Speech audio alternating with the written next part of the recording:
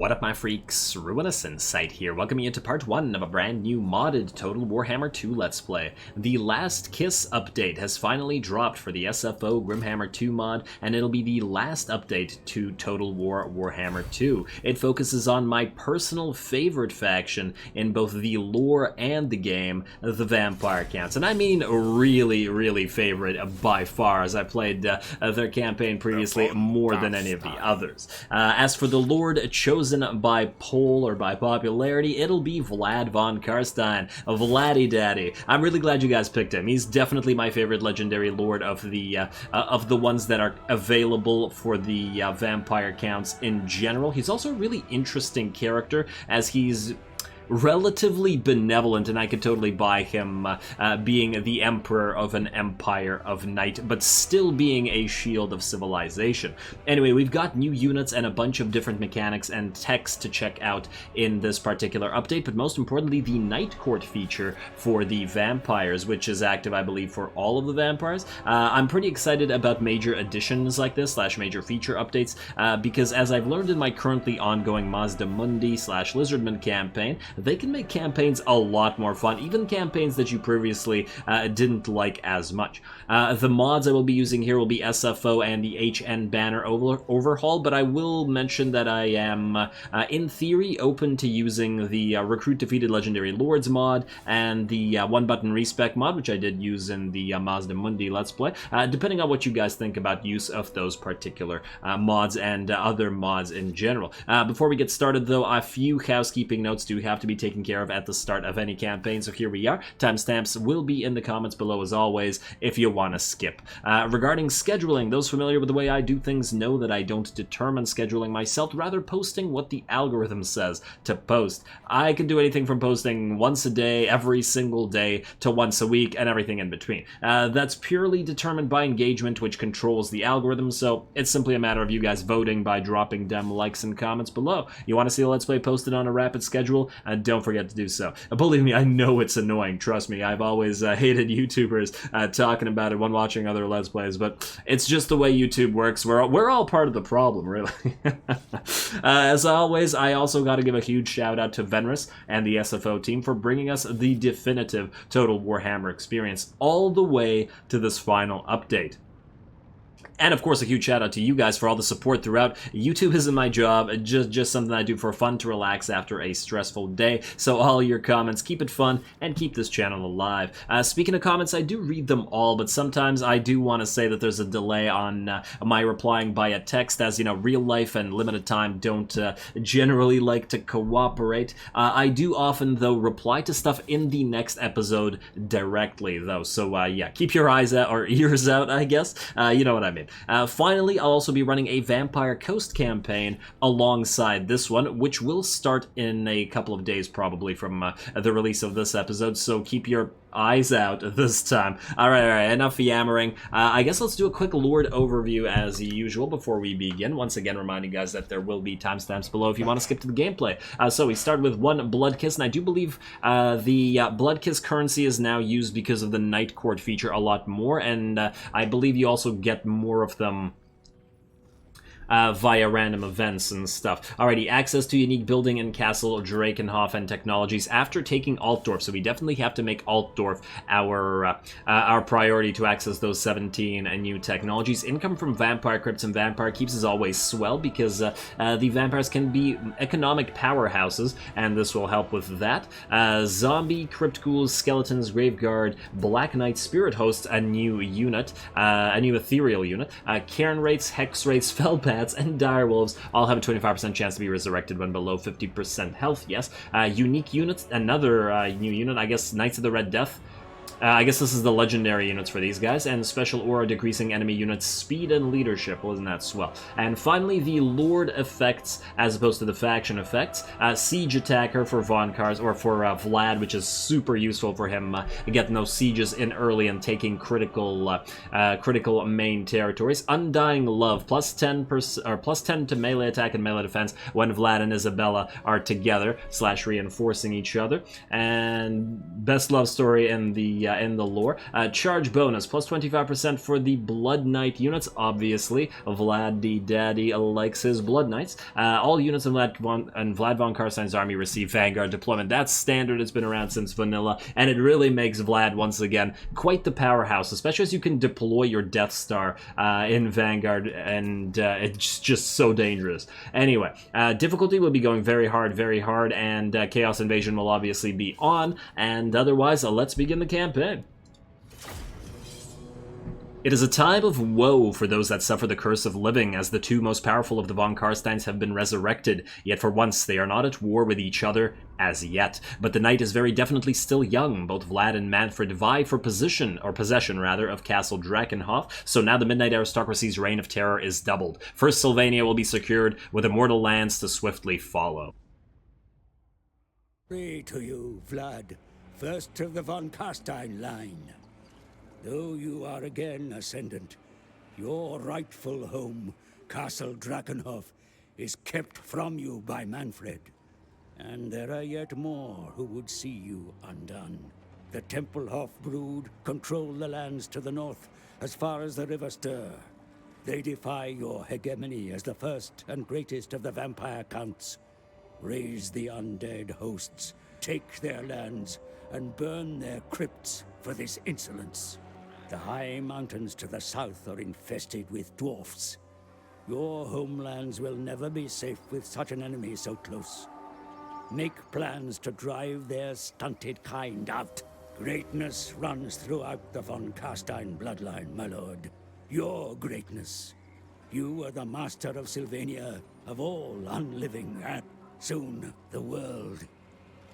Alright, well, hopefully the world, but we should start with the Empire, and I feel like maybe you should have mentioned the Empire, as Vlad is, after all, the true Emperor. Alrighty, how they play. Von Carstein, Vlad and Isabella von Carstein, the true rulers of Castle Drakenhof, slumber no longer. Securing this fabled castle from Manfred through conquest or vassalage is key to victory. Beloved in death, they improve each other when they reinforce each other, and they may construct a Mausoleum of the Mad Count, a unique building in Castle Drakenhof that improves vampires and gives you access to their recruitment. Now, speaking of Castle Drakenhof, that's the big question at the start of every von Carstein campaign. Do you immediately go for Manfred, or do you leave him as an ally with the hopes of confederating him later? I tend towards the former. I generally don't like leaving Manfred to Confederation, because sometimes he accidentally does really well, especially if he, if you essentially kill all of his enemies for him. Then he does too well, and then it's impossible to confederate him, and then you either have to attack him or do a civil war sort of thing, and then it's a whole case of annoyingness. Plus, on top of that, I feel like, from a lore perspective, Vlad would absolutely march on Castle Drakenhof rather than leaving it in the hands of, rather than leaving Sylvania, or the seat of Sylvania in the hands of that maniac. And on top of that, the what's it called? Like, the intro and stuff was all talking about the two vying for control. And once again, Vlad would take the castle. I know he would. Even though he would probably leave Manfred alive, and though I do want to mention once again that if you guys think I should use the Confederate Defeated Legendary Lords mod, I am definitely open to that, presuming that it does work for this version of the mod, because I did check and I did notice that it didn't get an update at the same time as this, so who the hell knows, right? Here's hoping. But yeah, I'm open to that, especially because I feel like the vampires and the undead in general probably do lend themselves well to this particular mod, as I mentioned earlier, as I think it would be lorefully accurate. Anyway, enough of that. The start. Well, we are going to go for Castle Drakenhof first. There are other options. I mean, we could go for Averland, we could go for Steerland, we could in theory go for the mountains and the dwarfs, although I don't see why we would. We probably would have to do so eventually just to prevent them from attacking us. And I've done pretty much everything with this faction in those ways, as they are my favorite, and back in the day I played the different, like, I played this a lot of times with the with various starts, just for the fun of it, because I enjoy them very much. Anyway, if we are going to go for Castle Drakenhof, we got to do several things. First of all, we got vampires here. What do you have, by the way? A lore keeper, eh? Research +5, construction cost -2.5. You know what? The early game, that might be helpful. And what do you have? Confident. Leadership +2.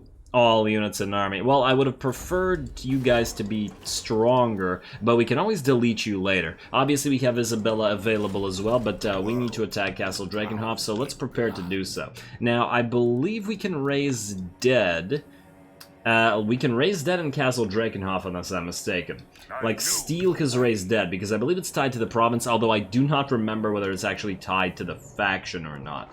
Like, if we raise dead here, I feel like it should prevent him from raising dead himself. I don't know if he will, but, you know, why allow him the opportunity to get more units in his castle, in our castle, There we go. And then we can put both vamps into Vlad's army. Who wishes the red kiss? There we go. I assent. Alright, somebody's enjoying herself. And there we go. Schwarzhofen, you are going to get Isabella here. Dark Retinue would obviously benefit the vampires in here, but then they'd have to march stance, because there's no way she can reach Castle Drakenhof from Schwarzhofen in one move, so yeah. Alrighty, summon you.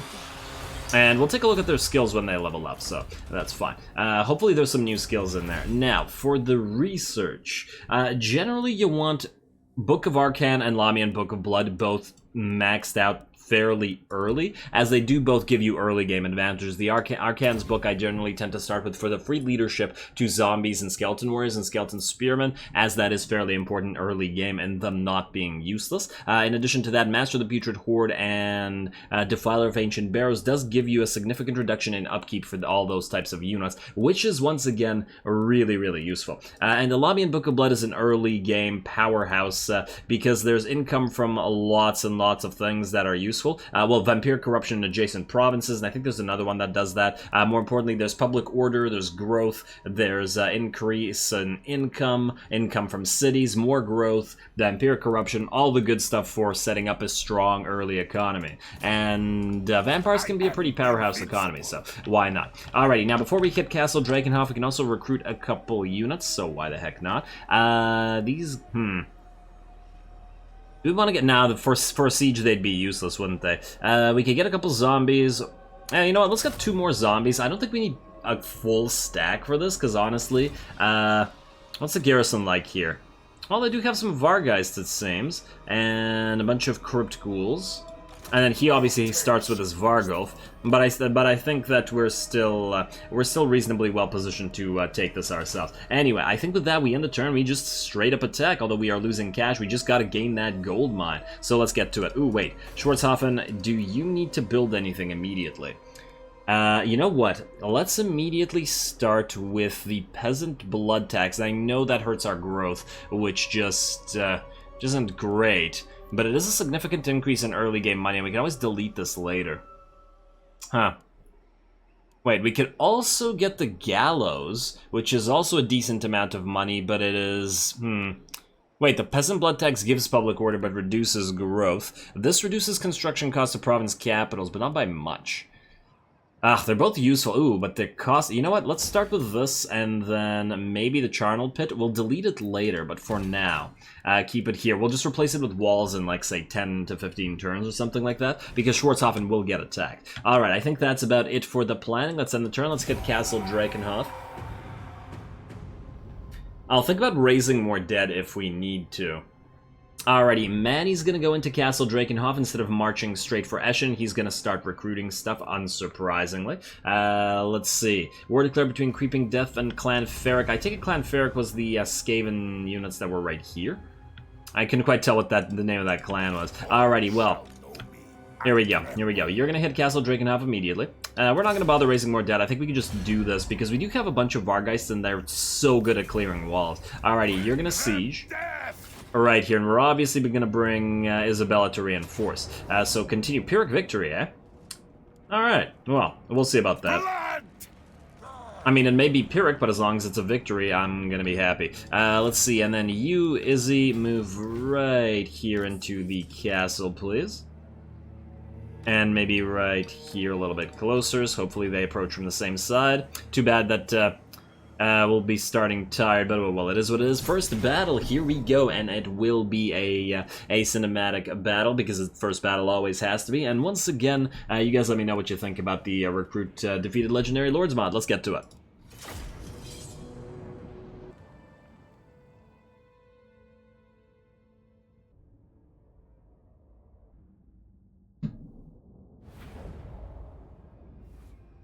Alrighty, here we go. Critical campaign battle immediately on turn 2. We use Vanguard deployment to immediately deploy our Vargheists and send them forth past the towers where they hopefully will not take too much damage, wherein we will use them to sweep the walls clean. One of the best things about playing the Vampire counts is having the access to all of these flying units, and I suppose tic-tac-toe as well, doing the same sort of thing where you just sweep the walls and then that makes siege battles a lot easier. Although I suppose every single faction has a nice option for how to deal with sieges. The artillery factions can just artillery bombard enemy settlements to death, and then we got lizards who just Death Star break through with their dinos and that sort of stuff. Anyway, Vladdy Daddy looking fine as always. We've got Isabella coming in as a reinforcement, and then we were gonna wait with the rest of our army because it looks like the enemy towers are not, they don't have the range to fire on them, which is lovely. I remember in the vanilla that these towers, the Vampire Counts towers, were just terrible,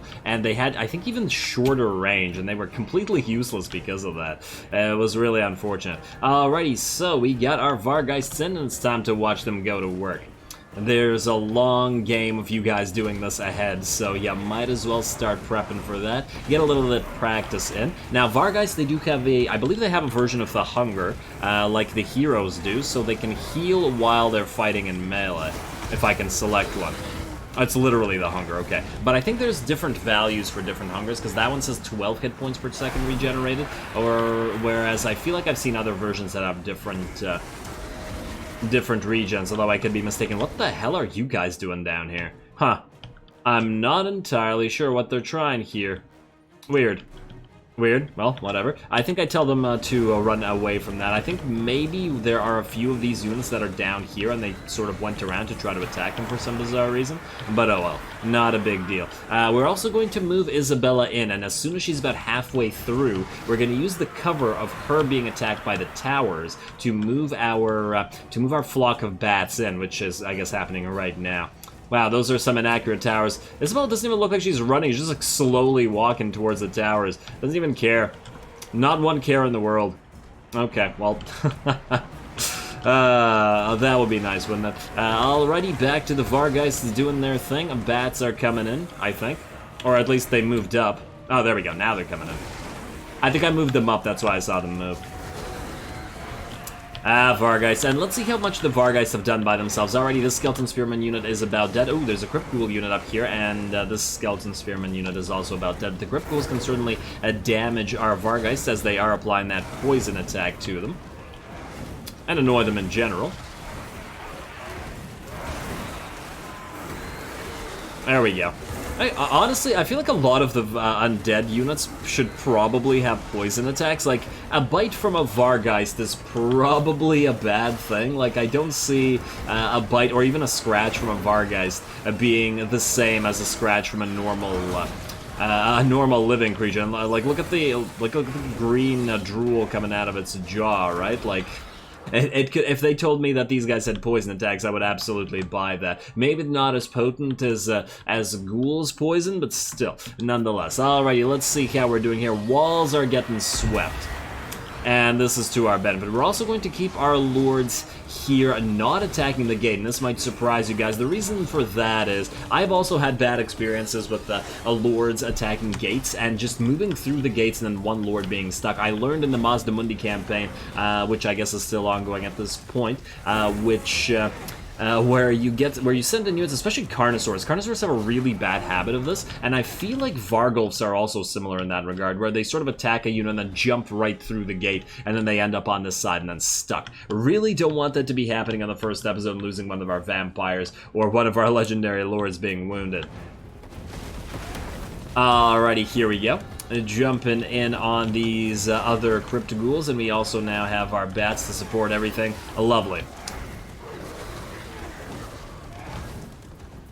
This is working out quite well, as expected. Yeah, I do remember this doing this many times before back in the day. Although obviously I've mostly played the Vampire Counts in Total Warhammer 1, just because I played them there so much that I guess I need a little bit of a break in the second game. Although there have been a couple times, especially when the Blood Kiss update came in, and then a couple of other times. Just not as much as in vanilla first game. Oh, and these guys tried to land here. I think I told them to go up against the units that are up here, and for some reason they once again tried to land down there. I wish that there was a way to purposely select them and tell them to attack whatever's on the walls. Like, not against a unit, but sort of just land on the walls and kill everything there. That would be nice. Alrighty, you're just sort of having fun not attacking them, and there we go, gonna get some support in from the bats. And the bats are okay, but we gotta remember that bats aren't harpies. They're a more defensive unit, meant to tie up enemies with a high melee defense and low melee attack, contrary to harpies, which are even melee attack and defense and apply bleed as well. I've been very impressed with harpies in various campaigns and just how much damage they can dish out. So I kind of do wish that we had better bats, although I remember Arcan's bats in the Arcan campaign being extremely powerful after a time. Well, maybe not, okay, extremely powerful is pushing it, but powerful enough after they've got all of his buffs. Anyway, how are we doing here? Ghouls are just about out of the picture. Not the most interesting battle in the sense that we're just watching Vargeist and bats slaughter tons and tons of ghouls and zombies, but, you know, we're probably not going to get a lot of undead on undead action in this particular campaign, as we are going to try to confederate as many of the other undead factions as we can, so we might as well enjoy it while it's here. I'm probably also going to maybe take a hero out and send them to discover the other undead factions, especially if we can get an early game port and just start trading, although unfortunately, well, I mean, all of the Vampire Coast would be able to trade with us. Ooh, that's a reason to go south and take Akendorf, but more importantly, Barrack Var. Or maybe Akendorf and Matorka, and then move all the way to Myrmidons, which also, I believe, has... Wait, no, Myrmidons doesn't have a port, does it? Is Matorka a port? One of the territories other than Barrack Var near Barrack Var, I think, is also a port, which I think might have to be a goal for us. Anyway, back to this. And this has not been sped up, so these guys are definitely taking a while to kill everything up here, but at least they're not getting too damaged. The Var guys specifically, we obviously don't really care about the bats that much. Speaking of the bats, I think one of them will have gotten very badly damaged at some point in here, may have died while in the press there, but otherwise, you know, who cares? They're just bats. They're essentially free. Alrighty, and that's it for those Skeleton Warriors. Looks like just Manny and his Vargulf left as well. Oh, now there's one more unit of Crypt Ghouls, and the aerial units here are just sort of hovering. Ooh, that's a Drakenhof. Pretty nice. Pretty nice. Not as big of a castle as I imagined it to be honest. But still looking pretty cool with some nice surrounding architecture. Alrighty, well, the aerial units are going to move out and take care of this, and I believe at this point we start attacking the gates. In fact, we've been attacking the gates for a while. It's at 54%, and the heroes take absolute ages to break through the gate. I guess none of them are really good at that. I guess they're just strong enough by virtue of being vampires, but it's not like they're monstrous infantry or anything like that, so they've been attacking it for a good, like, 3 or 4 minutes at this point in time. Now, the aerial units of the AI, unfortunately, don't do much. They just sort of sit here, and well, I mean, we're probably used to it. The AI almost never uses aerial units to really any kind of effect. It always just covers them over the capture point for some reason, even though they can be incredibly useful in sieges in particular, as we can see with our own aerial units doing their own thing. And I think I encountered once, I believe it was in the Throg campaign, where Wulfric was moving up with a bunch of mammoths, and then the AI had a huge air force, and was the High Elven AI, a bunch of eagles and dragons and all sort of stuff, and they sent them all out to duel Wulfric outside of the city. I was absolutely floored, because I had basically never seen the AI do that before, and well, while it also did not work out so well for the AI in that particular scenario, I do think that it was a pretty interesting thing, and I do wish that the AI did it more, and maybe not even sally out, but also, you know, use them on the walls. Oh well. I feel like Pegasus Knights, though, and again I'm remembering the Norska campaign, or the Throg campaign rather, Pegasus Knights do seem like they do help out against aerial units occasionally, because I have seen them attack a Frostworm, which was like near the wall instead of just sitting back there. You never know, but it's very rare nonetheless. Alrighty, and with that, the last of the chaff units that are not fell bats are done for, and we're just looking to break through the gate. We're also moving our Blood Knights in. I was a little bit impatient. I figured this set of ghouls would die much earlier, and then we'd just be able to move through, but oh well. You know, I'm gonna speed this up a little bit while we just attack the walls. I mean, who gives a damn? No need to watch this. I mean, there is a need to watch this in the fact that we're waiting. There we go. We've moved through. And now I think, okay, the rest of the army is moving up. I don't want to just send all our heroes right at the Vargulf. Vargulfs are scary. And in that light, I do want to send in some zombies and maybe some skeletons to at least have the Vargulf engage them first before surrounding it with all of our vampires and our Blood Knights as well as our Varguys. And there we go. Vargulf is coming in. Looks like he wanted to attack... I couldn't quite tell. I feel like he probably tried to jump on one of the heroes, or it could have been a coincidence. Yeah, I think he's going directly for Vlad. I love how Vlad's sword is, like, really, really glowy. He really stands out in his army. Ooh, and there we go. The Varguys jump in, and looks like they knock the Vargulf back and down. Poor Bat Hulk. Bat Hulk no longer can fly, whereas actual bats can fly. Let's see. And there we go. He's dropping really quick. We also use Master of Beguilement, which both Vlad and Isabella have access to, preventing this thing from doing too much damage. With the Master of Beguilement on it, it's only got 10 melee attack. Really, really difficult for it to hit heroes and stuff, but I guess I can still do splash damage to the giant pause units there, and down it goes very, very easily. With that, only Manny is left, plus all those rangers. We're going to speed up, or range units, flying units, plus... we're gonna speed this up again, get to Vladdy, or get Vladdy to fight Manny. And there we go, charge of the Blood Knights, who, you know, somehow managed to smash themselves into that house or walls. Now I'm just, like, imagining the Blood Knights like the Kool-Aid Man, just smashing through a wall. Alrighty, well, hey, they've got a lot of blood all over the place, so hey. Blood red, why not? Alrighty, well, Manny is somewhere in there, can't quite tell. I think we got another Master of Beguilement on him as well, not that we really needed to. Can't even see him as he's surrounded by units that are larger than him, and he does not yet have his zombie dragon to rely on. He's gonna die in there. Ain't no getting out of the press. And I guess since he's pressed up against a house like this, it's difficult for him to run away or do anything, especially as the larger units, I think, would keep knocking him down. I imagine that Manny probably has less knockdown resistance than Vlad does, because Manny does have mount access. Alright, and here we go. We're going to move in all of our zombies and proceed here in a few seconds. Going to speed it up through this again. This battle is taking a long time, but I am absolutely trying to preserve as many units as possible, especially our Vargeists and stuff, just in case we have to fight next turn. And, well, there's no just in case about it. There's pretty much guaranteed that we have to fight next turn. Alrighty, and the bats coming down to fight us. We're getting a little taste of our own medicine, but we do have a lot more zombies than they do have bats, so I'm reasonably confident that these guys will win here. Plus, we have the support of Vlad and Isabella and the two vampires to, you know, dish out the damage to those bats. And once again, they were never able to do all that much damage in the first place. Again, the bats. Alrighty, and the Vargeists are going to move in to help us. The enemy Vargeists are not committing themselves yet. Being pretty systematic here, but you know, I can't really fix the AI and make it do stuff. So it is what it is. And Blood Knights moving around. I guess they're probably pretty bored at killing bats.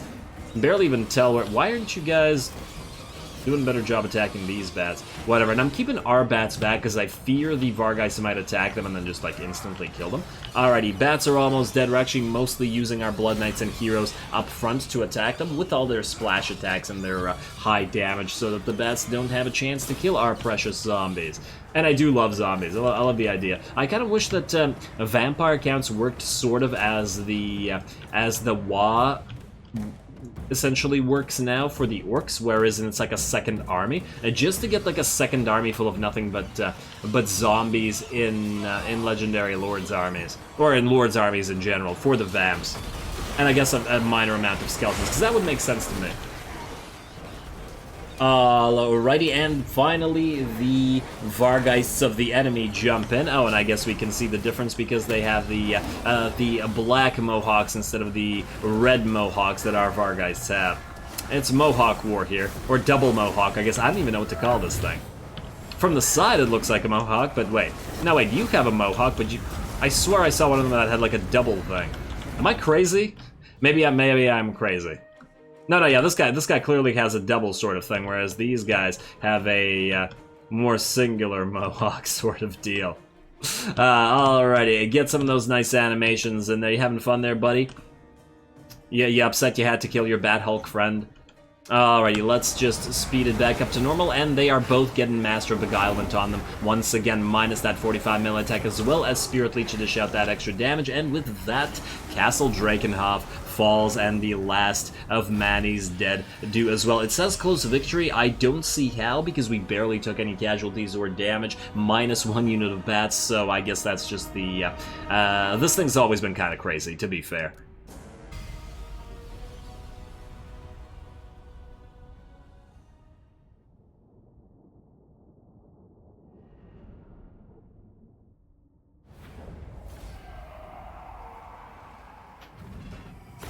Alrighty, there we go. Unfortunately, did manage to lose one of our bat units, but hey, it happens, and I think that worked out reasonably well. Alrighty, let's occupy the place. Let's hope we get that gold. Oh wait, he doesn't. It's probably not built yet. Yeah, it's not built yet. Okay.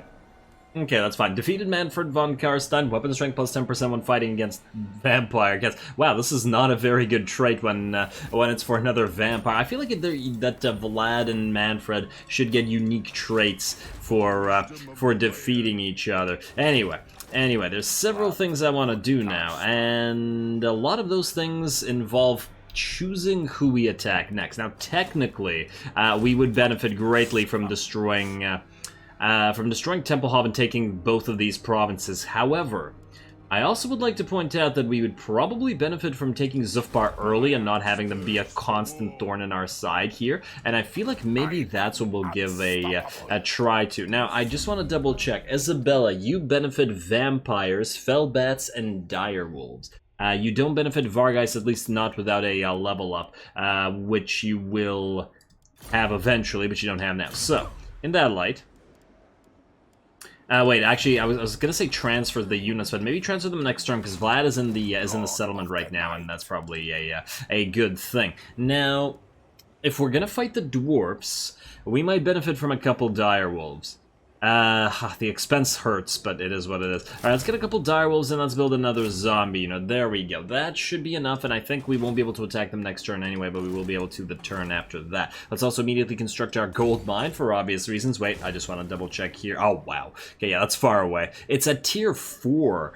Damn. Made me excited to get the vampire building, but it's gonna be a while before we get there. Ooh, Knights of the Red Death, that's that unique legendary unit. Flying Cav, eh? Oh, so they're kind of like Pegasus Knights? Regeneration, anti-large area attacks, legendary, and I wonder if they're as fragile as legendary, or as Pegasus Knights, or if they're a little bit more like regular Blood Knights in terms of their level of killableness. Otherwise, I believe we can end the turn after just assigning some points, so Vladdy Daddy, you can get Invocation of Nehek, and I guess we gotta go for the Curse of Undeath as well. Ooh. Or Raise Dead. No, Raise Dead. You get so much value out of constantly raising dead that you can't not choose it. And man, I fear that Vlad is one of those lords that will not have enough points to get everything you want, because there's a lot of good stuff in here. Raise Dead cost, upkeep cost reduction. Okay, well, we might forego this portion just to save on the points. Alright, we'll plan that out as we go. Alrighty, otherwise we're good. Oh, okay, let's assign some points to the Vamps, although I feel I might delete you eventually. I mean, this isn't a battle trait, you're weaker in battle, and on top of it, vampires don't really provide very beneficial traits for, like, standing there. I guess damage building... No, damage building is terrible. I guess we could make you an assassin. Yeah, see, if you had boosted income like I believe Banshees do, then you would have been more useful to just keep around.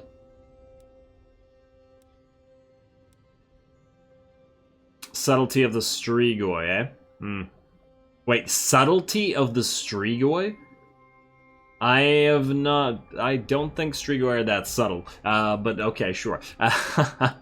Replenish troops early on might be beneficial, and let's see. No, wait. I never really use Melkoth's Mystifying Miasma early, but against the dwarfs it might come in handy, although the cost is a little bit steep. We could just go straight for Penumbral Pendulum, but then again, against the dwarfs, difficult idea. The Withering does not actually reduce enemy armor, so it does not help us. Wait, do we have anything here that would help us against the dwarfs specifically if we were to attack them? I mean, this hurts their leadership, which is lovely. Affects enemies in range, ground, enemy, but at level... We'd have to overcast it in order to get the area of effect, and then it feels a little bit on the too expensive side. We get the Enfeebling Foe for killing enemy lords specifically. I still feel like if we actually manage to make a battle line, then the Penumbral Pendulum will probably be the better pick. For the Dwarf Battle, you are obviously getting Spirit Leech and go for Life Leeching as well. Both will be very useful. Yeah. Yeah. Let's do that. Alrighty, let's end the turn, and then let's see about approaching Zufbar. If we could take this early, maybe maybe this will work out well. I don't believe I've... Ooh, what the hell just happened here? Oh, no. I was gonna attack you outside your settlement, but now I don't think that's possible anymore because you just, one of your lords got killed, presumably by these orcs over here. Oh, well, Templehof is fighting the Wargrove of Woe. Okay, Drika's gonna attack. Okay, well, that's great for... Ah, damn, we can indeed attack you in a single turn. Huh. Okay, wait. Let me just consider this for a second. If you go here... You'll still have movement space. I'm just a little bit worried that what if we transfer the vampires over to Isabella, and then for some reason that cripples our movement ability. I really hope it doesn't. It's kind of risky. And then we don't need the wolves anymore. Oh, did you just level up to level 2? Or were you a level 2 before? Well, regardless, it doesn't change anything. Let us then... We transfer them to Isabella, don't we?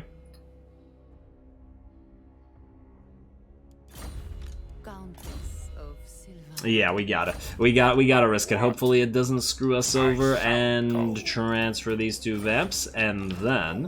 I guess in theory we should probably transfer the bats to her army as well, shouldn't we? Well, speed. Does speed really give us anything for this battle? Probably. Well, maybe the bats. A little bit faster? Yeah, fine. You can take the bats as well. We'll keep the direwolves in our army, because then we'd still, if we managed to conquer it, we'd still be in this territory. Alright, declare war. Is anybody fighting you right now? You're at war with the Bloody Spears, and maybe what we can do is manipulate the Red Eye and the Bloody Spears to sort of be our minions here. Alright, fine. Let's see if they'll give us anything for joining war against Zufbar this early on. Non-aggression pact, don't really want. You're fighting Karazakarak. We do this. Demand payment. I know you're weak. Low, damn. How about 300? At least a little bit of cash. No, like no cash. Okay, fine. We're probably just gonna sack your territories eventually. Alright, fine. Tag Zufbar. Let's get to it. And yeah, we could have absolutely attacked Mr. Zelig over here, but I feel like if we take these guys out early, it'll be more beneficial. So let's get to it. Ooh, do we want to raise more dead for this? We need more zombies to fight those dwarf warriors. Will we be fine? You know what, a few more zombies. Oh, yeah, you know what? No. No more zombies right now. Our units are already too expensive.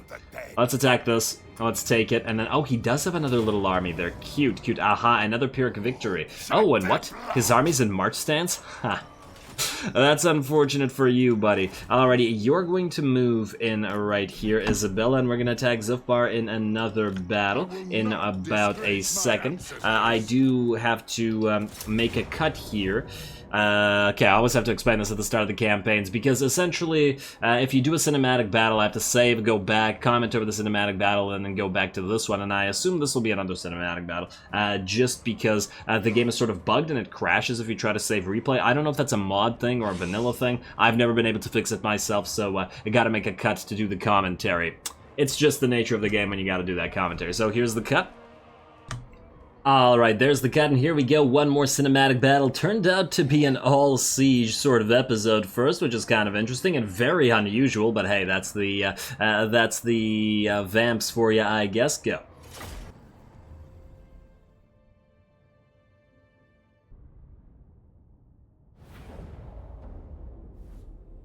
Alrighty, here we go, round 2 in terms of similar sieges, although this one's going to be a tiny bit different. I originally had wanted to move Vlad up to the gate and start attacking it earlier, sort of similar to last time, but these guys, Thunderers. I do remember from various campaigns that if getting a legendary lord to a gate when it's being attacked by a volley of Thunderers is a dicey proposition. Obviously, you can do the jig / the dance where you dodge their fire, but it's still risky. It's still risky, and I'd rather not risk it. We can just send our Vargeist and our bats around here where there are no enemy towers and simply attack those guys on the wall. Although it'll be pretty interesting. Dwarfs are gonna be a little bit more difficult to take out on top of the walls, I would imagine, than a bunch of zombies and crypt ghouls and skeletons, although sans poison. These guys have a lot of armor, and Vargeists, though they are monstrous infantry, do not have armor-piercing damage. I mean, they do have some armor-piercing damage. I don't remember what the values are, but they aren't an armor-piercing unit in general. For the love of... Why must this be so difficult? There we go. Let's see, we got 55 out of 138. Okay, so like 2.5 times-ish. Something along those lines. Yeah, I mean... Nah, they've got it, but it's not enough. Well, there are miners here, which even the miners have 80 armor. Never mind, ignore me. Yeah, we'll see. We'll see how well they do at clearing out the dwarfs. The bats, in particular, will also have a very difficult time against them. Oh, speaking of, the bats just got clipped by a tower, and I saw one of them. Oh, 2 of them drop. Aw, poor little guys. I always feel bad for the bats. Always tend to use them sacrificially. Also, while we're fighting Zufbar, this is kind of making me think as to what... Ooh, chimney. As to what... Oh, we can just see the ground there? Huh. Or is that not the ground? Can't quite tell.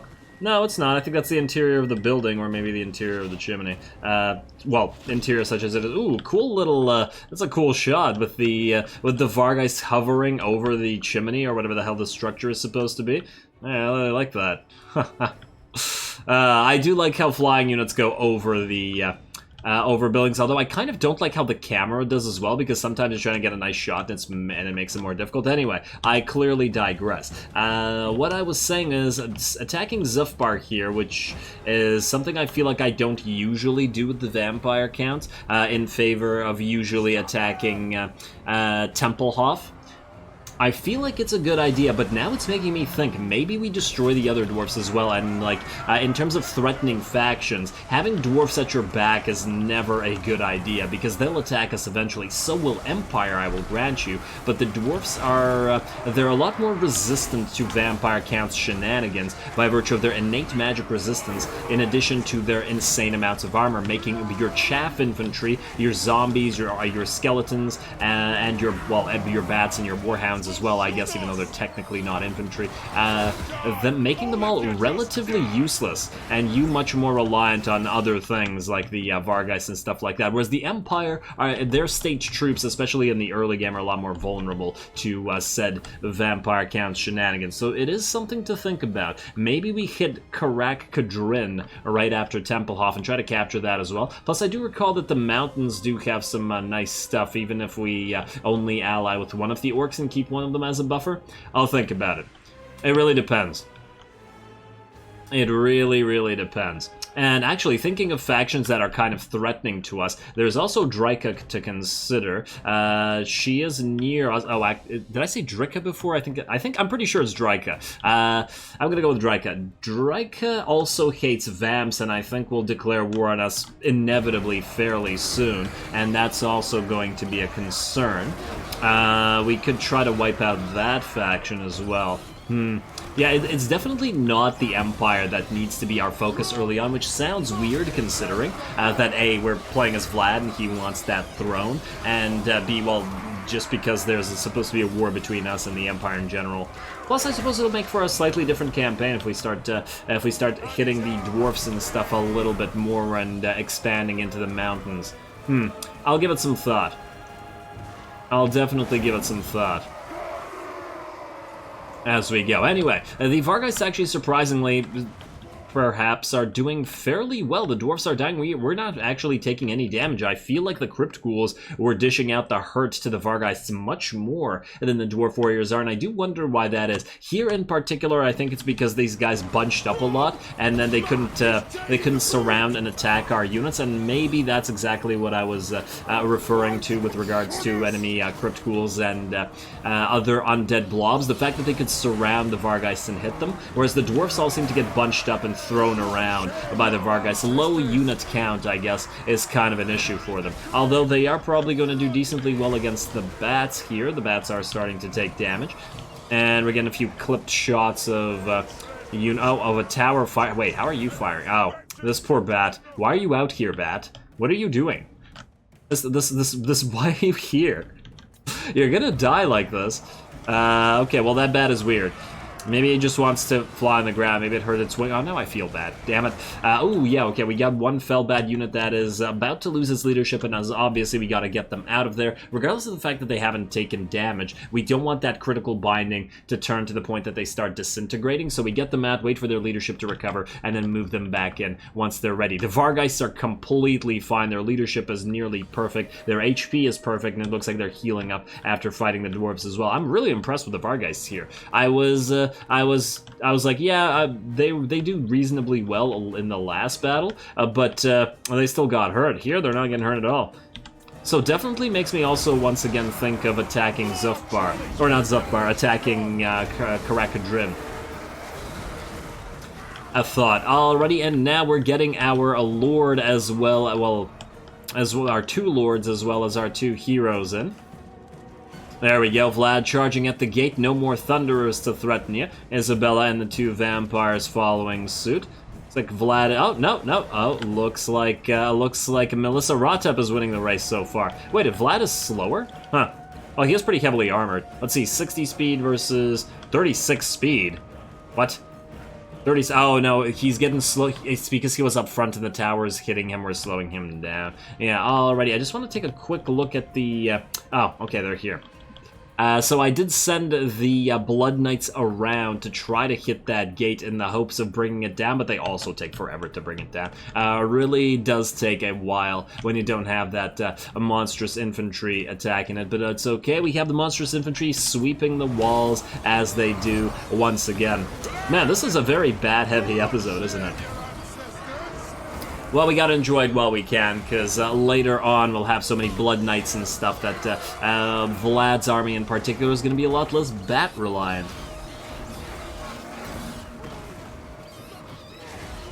And here we go. Dwarves getting completely surrounded. Our bats are, well, our fell bats are taking a little bit of damage, but our Vargheists are just ripping them apart. A few dwarf warrior units remaining, but the balance of power has shifted massively in our favor. 800 dwarfs already dead for the loss of a good 62 fell bats. That's a very, very worthwhile trade, and they're probably thinking that they've shamed their ancestors for those kind of losses when they've only taken a few fell bats, which are super expendable.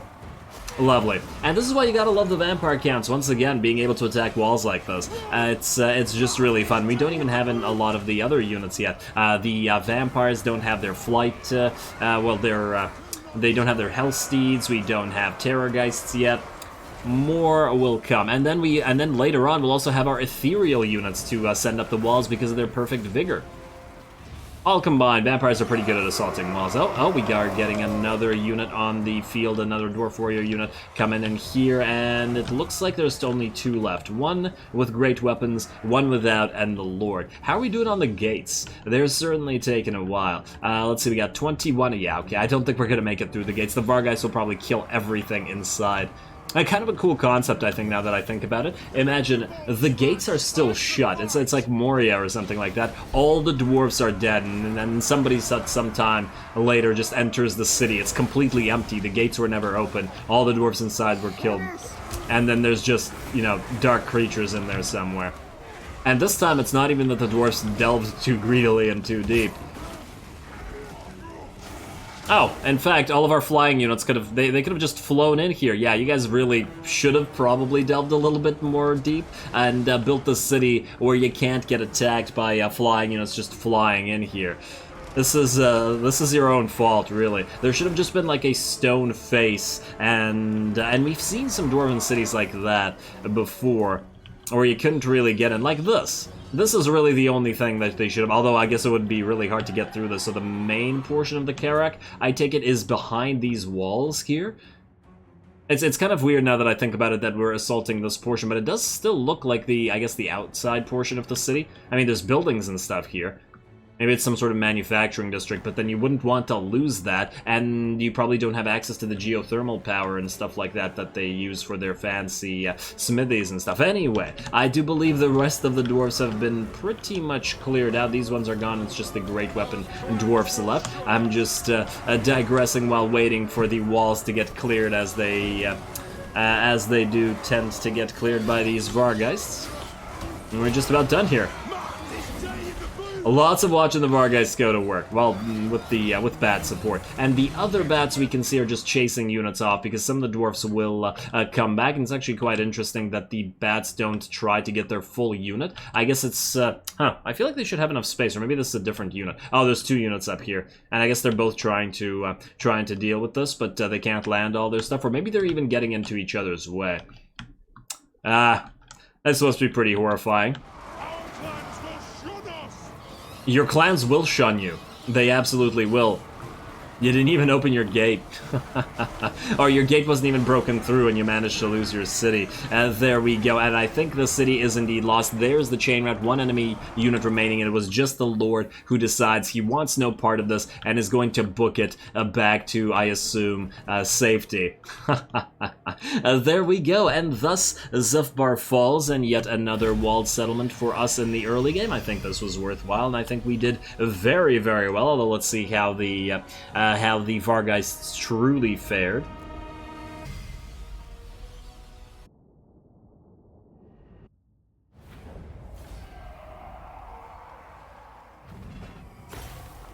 Alrighty, that was all bats. They did very, very well there, and I'm happy with the way that went. Hey, we got a regular Trickster's Shard. I was hoping for a second for the other Trickster's Shard, but oh well. That's fine. That's fine. Very nice job to the bats. I'm actually impressed with that. It felt like they did better against the dwarfs than they did against the undead, especially the Vargeists. Maybe because the dwarfs didn't have as much unit volume, i.e. there aren't as many entities in their units, and therefore the Vargeists were less liable to get overwhelmed, because they didn't get hurt at all. But yeah, worked out. Very nice. Very nice. And with that, we're going to occupy... Ooh. Do we occupy Zufbar, or do we sack it for the money to build up this stuff? Oh, that's a difficult question. It's going to cost money to build it back up. I'm very tempted to sack it, though. Yeah, I feel like... I wonder what the repair costs are going to be after this. It is level 2... Wait, it's going to go down to level 1 no matter what we do, because... Yeah, okay, fine, sack it. Sack it. We get a free other Trickster Shard, Wand of Jet, then we will take it over with... well, Isabella, I guess.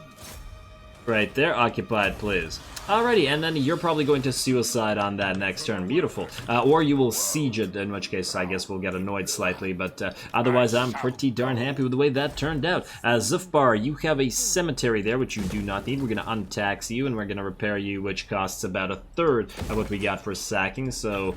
maybe worth it. Alrighty, you we're not going to do anything with, and Castle Drakenhof you're going to take a while. I can't believe it's only turn 3. It feels so weird. Alrighty, let's start leveling everybody up. Oh, definitely Invocation of Nehek on Isabella and another Raised Dead. Everybody needs Raised Dead. Couldn't even, well, I guess we didn't really need it in that particular battle. Alrighty, Vamps, replenish troops, and you can have... Soulblight's pretty good, but it's expensive. We already have Cause Terror and Fear from the Vargeists. Soulblight or Doom and Darkness? They both use... So, you know what? I feel like the Soulblight, since it affects enemies in range, makes it more spammable. Although Doom and Darkness can come in very clutch if you're trying to make a lord run away. Alright, oh man, Isabella's army costs 2,000 just for this. That's no freaking wonder we're losing cash. So, let's see.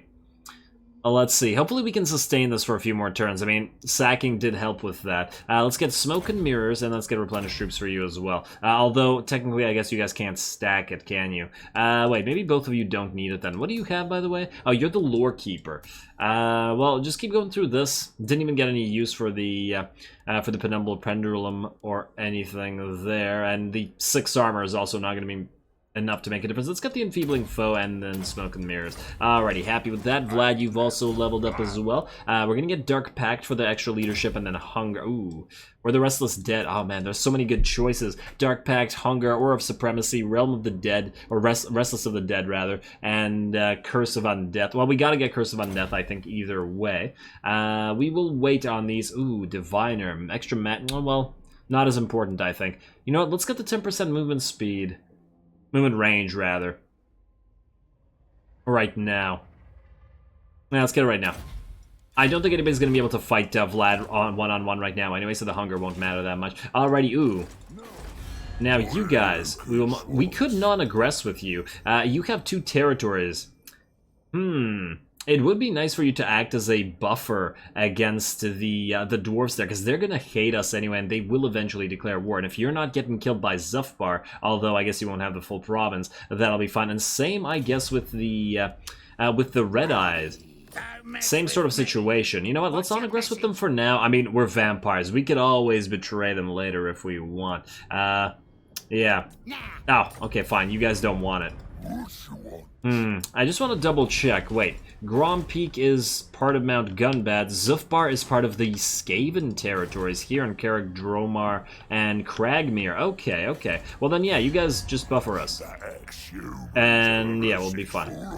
Dwarves will hate us more. Boo-hoo. They already don't like us very much.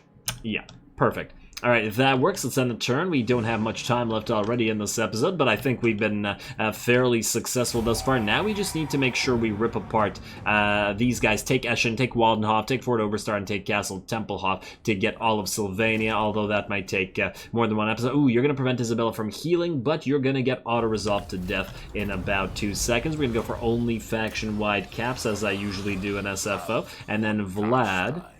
Who wants to attack this? Who wants the level? You know what, I feel like Vlad needs level more right now.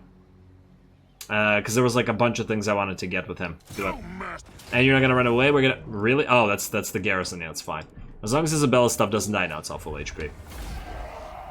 Free levels of free levels. There we go. And we can... Let's see. Dark Magic. Reduction in leadership for 5 turns. I think that's probably worthwhile. Yes. Return captives. Or whatever that said. Income from all buildings plus 5% for Vlad, not really useful for him, but we'll keep it. Zufbar has been destroyed early on, and then we can move right back into Castle Drakenhof. I'm 99% sure you can attack Eschen in a single go. So, oh wait, did I just move Isabella? I did just move Isabella. You know what, then Isabella, you're gonna move away out of here, and then Vlad, you are going to go into Castle Drakenhof.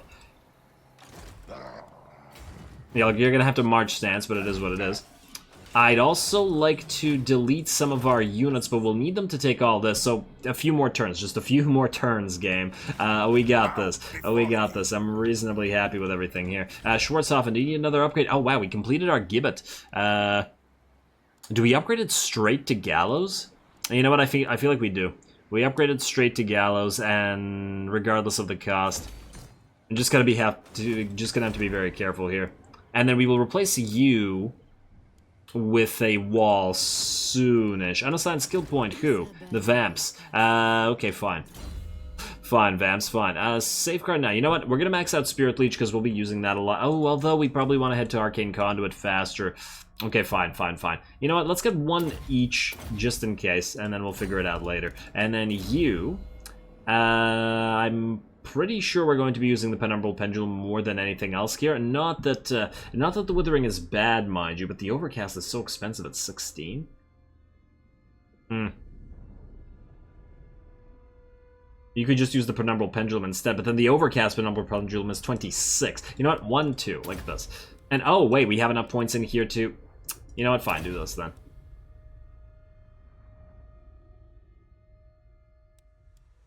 Let's go into Evasion. Earlier Pit of Shades is going to be the superior spell pick anyway. It doesn't change much. Alrighty, now we can end the turn and lose 1,300 money. rather than raise dead. Then we'll head to Eschen. I'm a little bit worried, though, about Schwarzhofen, because... Oh, the Skaven are out there. Ooh, this means they have a full stack. Oh, let me guess, you want a non-aggression pact? That's not going to happen. We're going to kill you. Oh, wait, why did you move there, you fool? You foolish fool. Hey, raise cost reduction. Stability. This is all going very well thus far. Alrighty, Vladdy Daddy, you leveled up again. Let's get to you, the hunger and your aura of supremacy. Although I would like to put another point in raise that we're going to have to be very careful with Vlad's points. Aura of supremacy or dark pact. Leadership's +5 when attacking. Character leadership or... Well, you know what? This will be for characters who are outside, and we'll double up on it. More leadership for everybody. Because you definitely don't want undead to lose leadership as they go. Anyway, let's hit this. I imagine that this is not his only army as well. Who's he fighting? Yeah, he's fighting Drika. Okay. Okay, well... We can't... Well, maybe they will not aggress with us if we kill this guy? I doubt it, though. I doubt it. And these dwarfs will always be a thorn in our side. And we can't leave them alive either, so go. Declare war. I think this first battle will be auto-resolvable as well. And now, where's the other stack? It's probably here. Whatever. Auto-resolve that? No, we'll move... We'll move our reinforcing army in as well. Like so. What do you have, by the way? You have Bound Spell, Book of Arcane. Yeah, that's fine. Alright, hit this. And auto-resolve, low casualties. Looks like nothing's gonna... Oh, yeah. Basically no casualties. You really shouldn't have done March Stance. I think that's the faction Lord, too. Alright, we will occupy this. Obviously, there we go, 699. That made it a lot better. Let's immediately delete... Oh, I forgot that we still have this tree thing in Castle Drakenhof. We don't need that here. We have the max level at Schwarzhofen.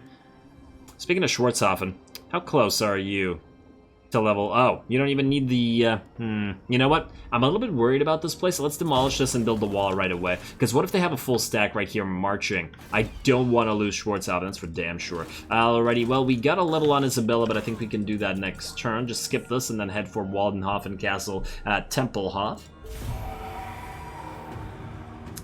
I really hope that that taking on Zufbar like that was the right move. I mean, I suppose we... you know what? We could farm rebellions there because there won't be any corruption. We're just gonna have to keep an eye on that. A military alliance between the Red Eye and the... Wait, Red Eye is fighting Lamian Sisterhood?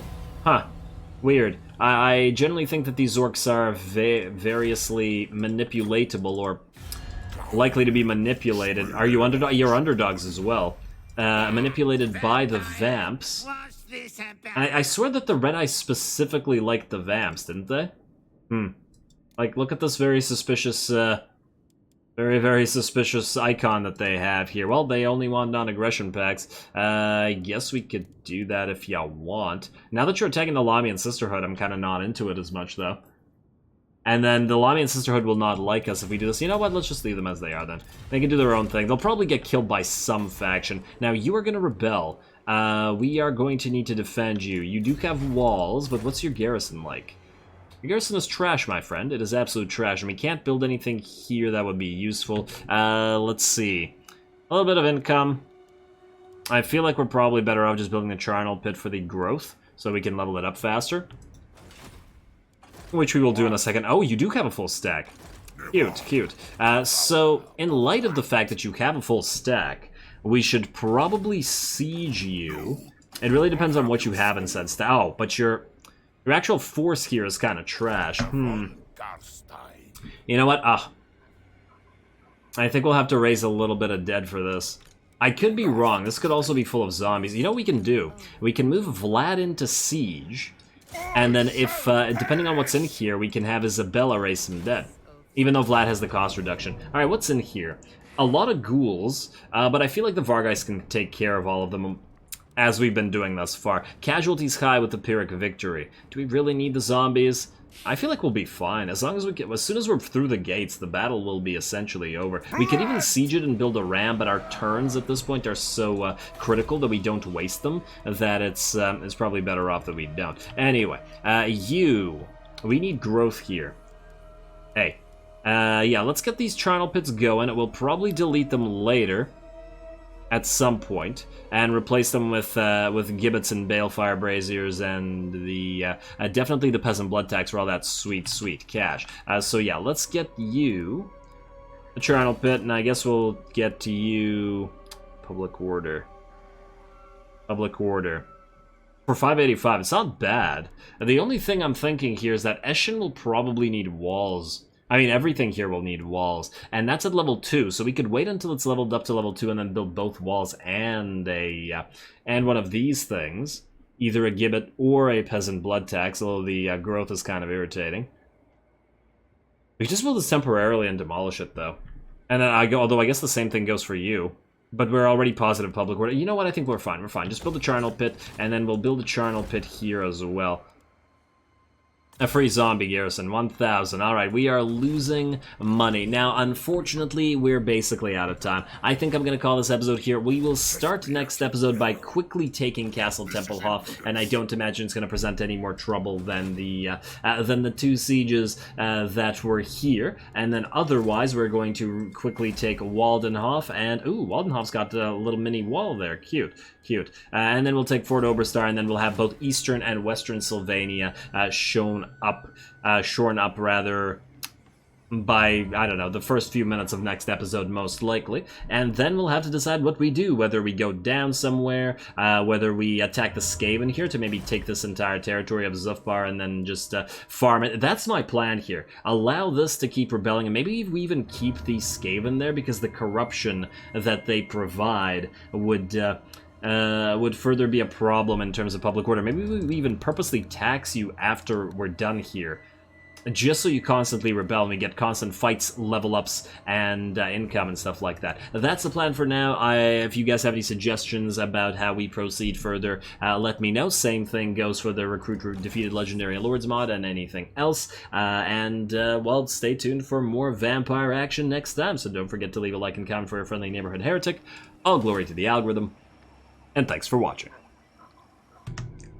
Okay, wait, one more thing that I forgot. I forgot to check out the Night Court here. So, Night Court sends spies all around the world to steal precious secrets. Requires 1 blood kiss to send a spy. This is the use of that blood kiss currency that I was talking about at the very start. So, this is the Night Court, and what you can do is you send a spy to each individual faction.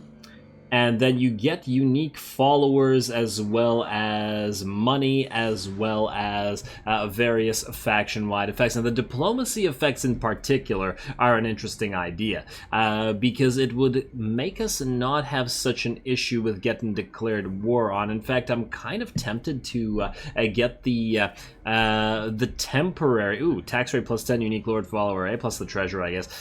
The extra reputation with Empire, although I feel like maybe we should wait a few extra turns. The other option would be to use the reputation for... wait, where's...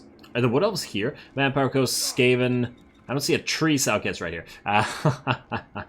Alrighty, so there we go. Missile resistance for all units. I don't really care about any of the buffs as much as I care about the reputation. This would prevent Drakenhof from declaring war on us. Income from sacking settlements, although to be fair, we're not going to be using that much. I am kind of curious about all the various unique followers, Winds of Magic, Power Reserve, and Starting Mount each plus 10 is not too bad.